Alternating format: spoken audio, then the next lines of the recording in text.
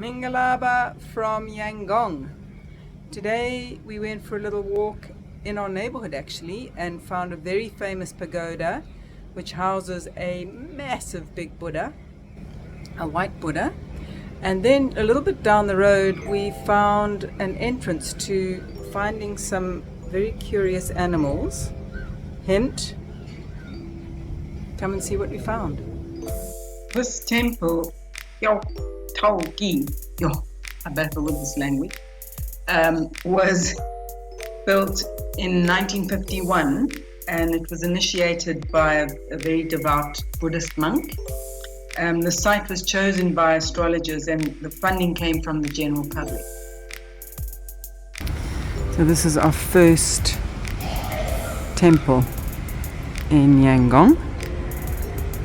A massive Buddha. You can't really see it because it's behind glass.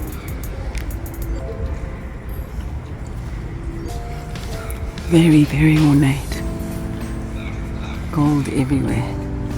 Weighing in at 600 tons, it's 11 meters tall and was carved out of a single piece of white marble which was quarried in the Mandalay region. So the image was transported from Mandalay via a special railway carriage and it was put on a huge big barge and pushed down the Irrawaddy River where it eventually landed up in Yangon, and it arrived at its destination to an audience of 500,000 people. So the image was finished in situ and it's carved making the gesture of fearlessness. Just ask Jakes to go and have a look so you can see the scale.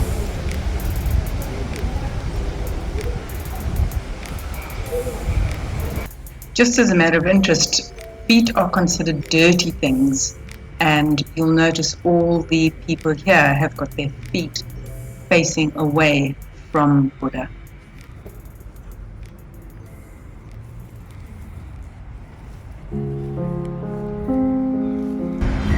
Everywhere you look is just gold, gold, gold, gold, gold.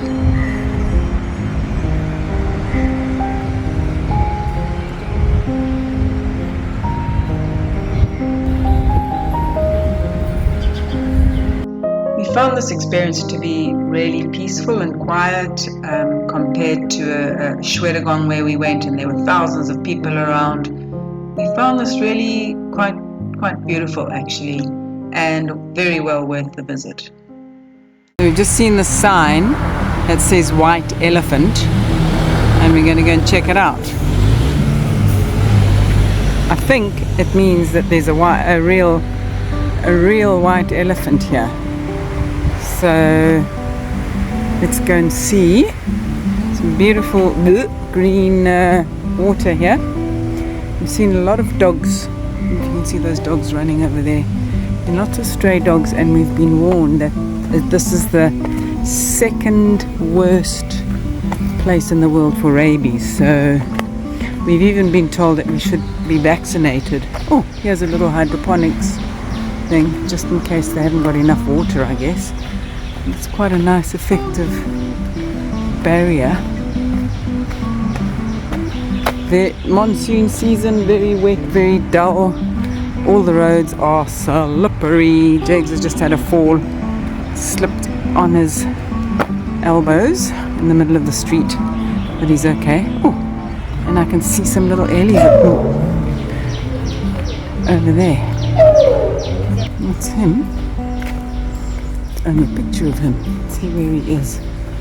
Indian elephants with the little ears.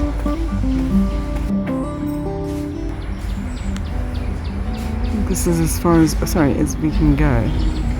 Net in there. It's so horrible actually. They're chained up. And you see there's black ones and that one in the middle over here is white. Sort of a light brown, yellowy colour.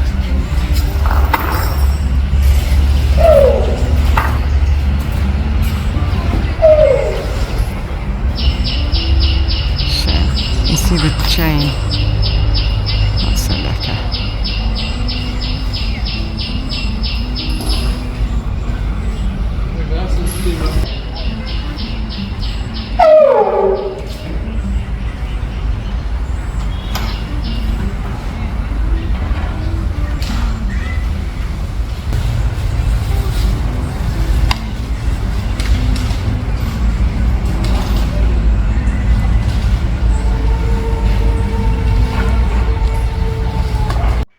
this is Ratimala, and here are some stats about her.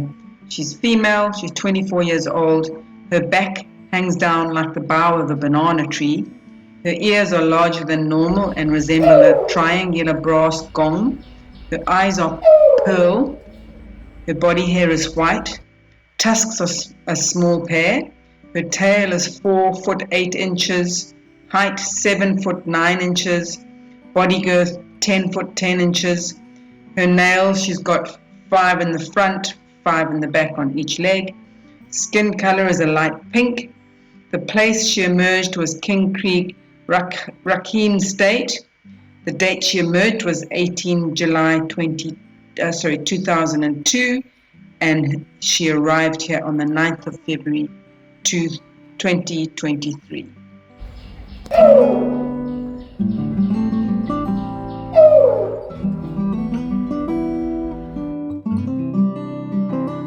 So just a bit about these white elephants. They're actually a rare kind of elephant and basically are albinos and not a specific species. Although they're often depicted as being a pure white color, they're actually not. They're a sort of soft reddish brown color and they turn pink when they're wet.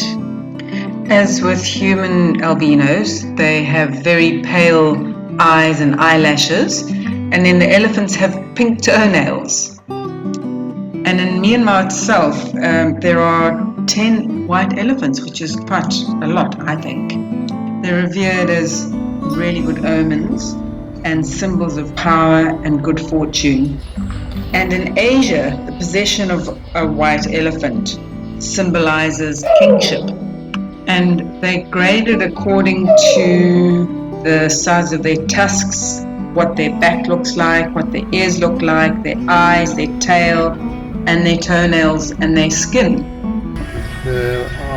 We can see at least four elephants. Here on the Nestled there are 5. Obviously they each have their distinctive shapes to their backs and their spines and their faces.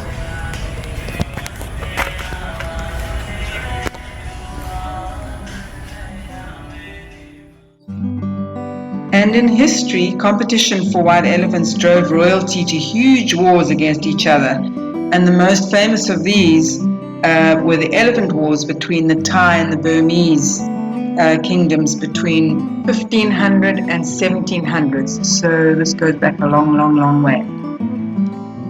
So indeed, these are very, very special elephants. I just wish I can see those big chains around their legs, and I'm sure they are well loved, but for us it was quite sad to see these beautiful creatures being held like this, where we see them roam freely in the wild in southern Africa. So yeah, that was our feeling as we left.